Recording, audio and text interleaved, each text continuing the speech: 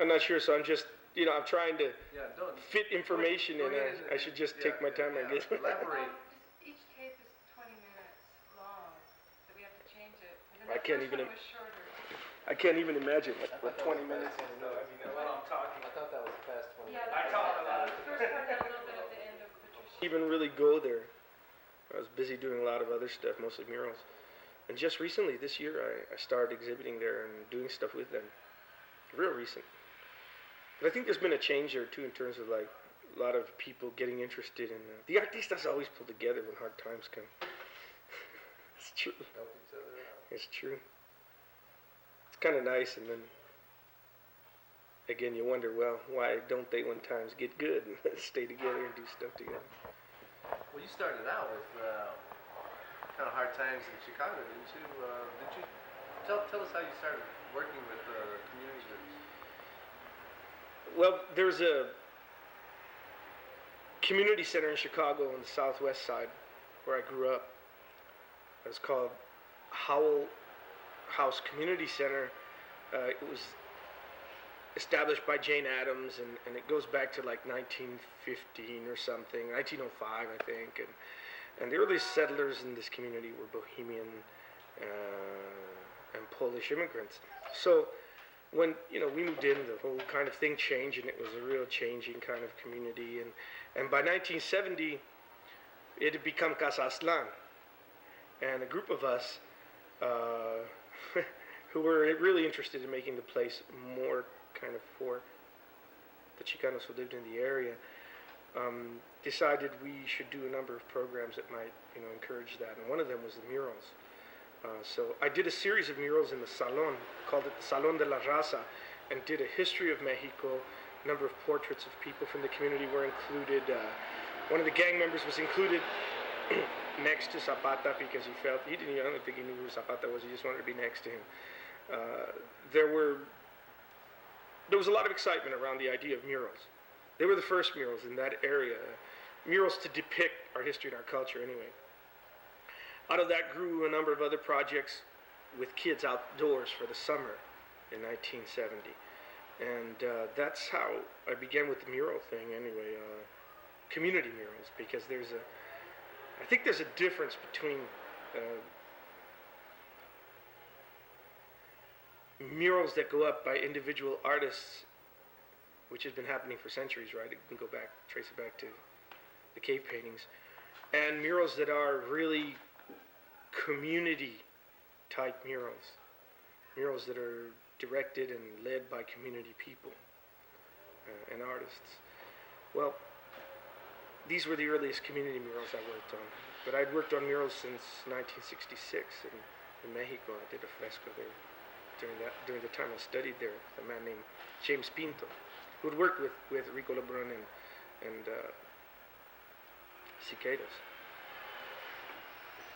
I think the history of those murals is real important in Chicago because a black man on the south side of Chicago named Bill Walker did one of the earliest pieces, and then from there it was just like boom, boom, chain reaction. It was real simultaneous. A lot of people were doing murals at the same time. I don't think he was the first person to do murals, but he was the first person to really have some kind of tangible grasp on, stuff like community murals. This is real community murals, and here we are, in 1967 on the south side of Chicago. These are abandoned buildings. Let's take some house paint, anything we got, and talk about us. Let's reflect ourselves. Let's make some mirrors, street galleries, walls with tongues. Let's do something about our situation somehow. And so they did, and it was really great. I think that excited a lot of the artists in the city at the time, including myself. I'd been already, as I said, familiar with mural work, but this was a real different kind of approach, and I had been interested in it. I just didn't really know how to go about it. Well, a lot of projects sprung up after that initial wall by Bill and this black cultural group called Obasi on the southwest side. That wall, by the way, is the Wall of Respect, and it's a pretty incredible piece for the time, very daring. From that sprung a whole bunch of other projects, including a lot of other projects in that particular community. So Bill, Bill and Mark Rogovin, John Weber, myself, Santi Isrutaku, who's from Thailand, and I guess maybe 7 or 8 people got together and we formed a group called the Chicago Mural Group. With this group, we felt we could be able to get some funds, maybe, to do some murals and maybe even document murals and go around the country and find out what other people were doing and have some kind of communication with other artists and maybe start a movement even. Well, little did we know that it was already happening, right? I mean, there was stuff happening simultaneously in LA, in Texas, in New Mexico, and New York, everywhere. People were doing it. So I think the real difference in those two movements is one has a real maestro concept and the other one is more out of need. This movement of ours didn't grow out of our wanting to decorate our communities. It grew out of our wanting to say something about ourselves, reflect ourselves. It grew out of a need of the times. I mean, there was the Vietnam War, there was unrest on the campuses, all around the country. There were a lot of things happening then, and people were anxious to talk about them. So ours was one way of talking about our situation. Well, how do you feel about things that some people are saying that the mural movement is dead and has been since 1975? What are your personal views about that? Well, I think in 1975, I just arrived in Berkeley, and there's a lot of mural stuff going on here in 1975. There was a lot going on in Chicago and New York and Canada. In fact, the mural movement, the community-type mural movement was just growing in Europe, and people in Mexico were just beginning, I think, to think about community murals.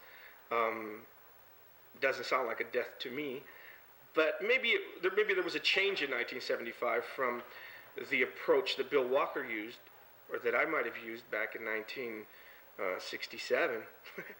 But I don't think there was a death. In fact, if anything, there was a kind of a resurgence of, or maybe not a resurgence, but a revitalization of funds and of energies to change the murals, to make them different, to get people paid for doing murals, and to have young people working with you on projects get paid, and to have money to do murals, and to have more kinds of public places, not just the community, to do murals with people and with groups. Yeah, I don't believe the mural movement ever died. I mean, as I said before, I think murals have been happening, since the first record of man, that hand on the wall, and they'll continue for a long time. I'm not sure in what form, but. What kind of plans do you have in the near future for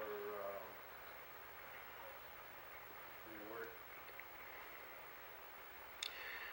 Well, immediate future, I'm working on a project with the Youth Environment Study in San Francisco. And I mentioned earlier that I've been working with some young people at Folsom Park in San Francisco.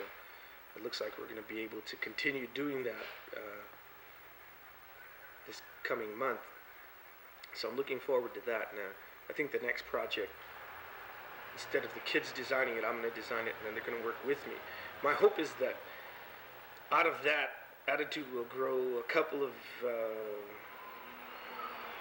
artists who will take on a couple of other projects themselves. That's what I'm hoping to do with it. I don't know if that'll happen. I'm looking forward to doing some work maybe in San Antonio with a person who's interested in having some mural work done out there. I had an offer to go to Princeton and do some work, but it fell through as a kind of chancy thing anyway. I don't think I want to do any teaching for a while. I think most of my energy right now wants to go into doing more murals, because my personal work is real different than my murals. It's kind of, when I was in art school, most recently, instructors were always telling me that I had a schizophrenic kind of attitude towards my art, because my small work, my personal work, was very much different than the murals, and it is. But it's real different to me too, because I don't really exhibit very much. Most of my exhibits are outside on the walls. Ray, if you could tell America something about Chicano art and culture, what would you want to tell them? I think that our contribution has just been incredible. I hope at some time people begin to realize how much we've done and why we've done it. It's, I guess, just our way of expressing things is not quite in line with the way other artists express things. But our contributions are just, man, they're incredible. While Tamayo was making big time here, Rivera and Siqueiros were suffering horrible publicity by Tamayo and the press, right? Well, I think some similar things are happening with us. I think there are some artists who are working with current art system or order in this country and who really feel like, you know, the rest of us are just not in the right line. We don't have a right way of doing things, or we don't approach art in the right way. But in the same voice, they're talking about how art has to be approached from all different levels, and you know, you have to do different things with it. And I can't understand how they could say that and then at the same time say that we're not, you know, eligible to get into their schools, first of all, or to exhibit in their galleries, or to do a lot of things that, you know, we should be doing.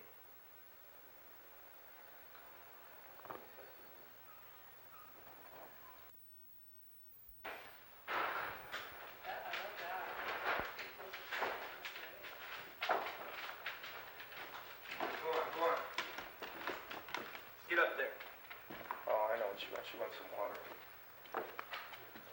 All right. Come on. Have some water. All right, that was it. Okay. Go on. Okay. I wanted to ask you one statement about making a statement for people. Go on. Basically, Come on. what's the difference?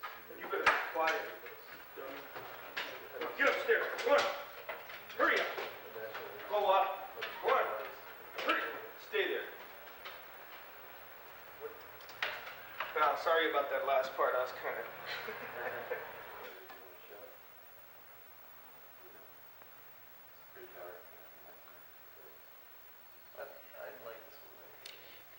That's not mine. This dude who lived here before me did it.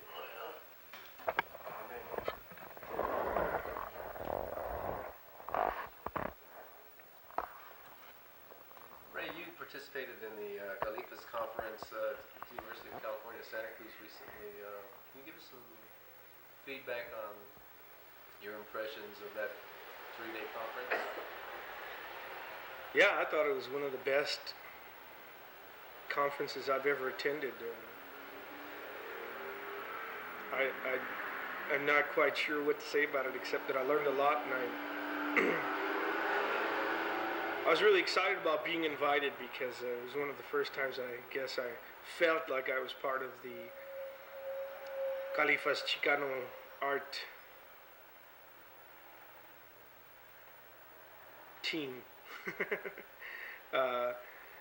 But I think some real exciting things happened there, and I was really anxious to meet some of the people who I hadn't really had time to talk to before, and who I'd never heard talk about their work and other people's work before. I thought there was some good critical stuff happening.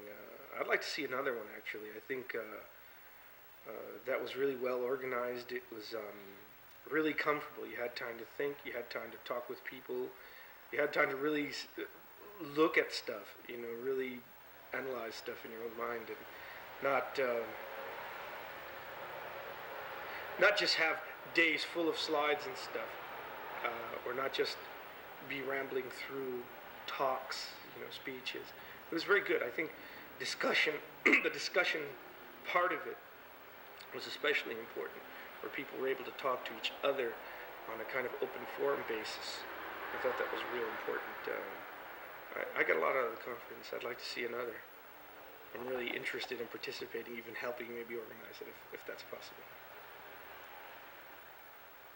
What significance do you attach to the whole Califas project, where we're hoping to establish a national exhibit of Chicano art in California? How important is it in your eyes? Oh, you must be kidding. Well, in the words of Jose Gonzalez, who recently visited me from Chicago, he's, by the way, one of the people who was the founders of March Movimiento Artístico Chicano in the Midwest. He said, man, Chicanos in California are so far ahead of us. And a lot of other places I've been, in terms of like art, but not just technically, but just, in terms of concepts and stuff that, boy, it would be a revelation for the work from this area, not including LA, not to mention LA, but to include it. To travel around to places like the Midwest and to Texas and to, but a good show, like you're talking about, and like I know you guys have organized. Yeah, that would just be tremendous. I think an exchange would be just as important, an exchange of work, where maybe that show could travel and maybe another one or two shows could be following, somehow from other parts of the country. That would be really nice. Really important for us, our communities, and us as artists. What about the larger community, the dominant culture, as it were? It would be important for them too, but I'm not quite sure if it would be just as important. I think our work hasn't had enough exposure, that's for sure. Not that we haven't tried. I think the exhibit that you're talking about, though, would definitely give some real good exposure to other people who might not have ever seen our work, or maybe don't understand it, or maybe even don't want to see it. Can you tell us a little bit about some of the current work you're doing, your non-mural work? What about this piece behind you right here? Well, the piece behind me is a real experimental type thing I've been playing with for a few months. It's I guess you gotta cut that. Sorry.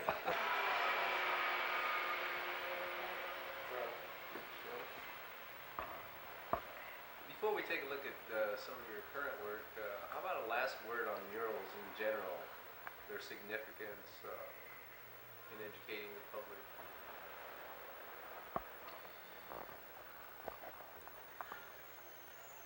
Well, I guess I have some real definite ideas about where murals should go. I mean, the future of murals. There have been a number of commentaries written on the state of murals today. One that comes to mind immediately is a statement about murals being faddish or faddist or whatever the word is.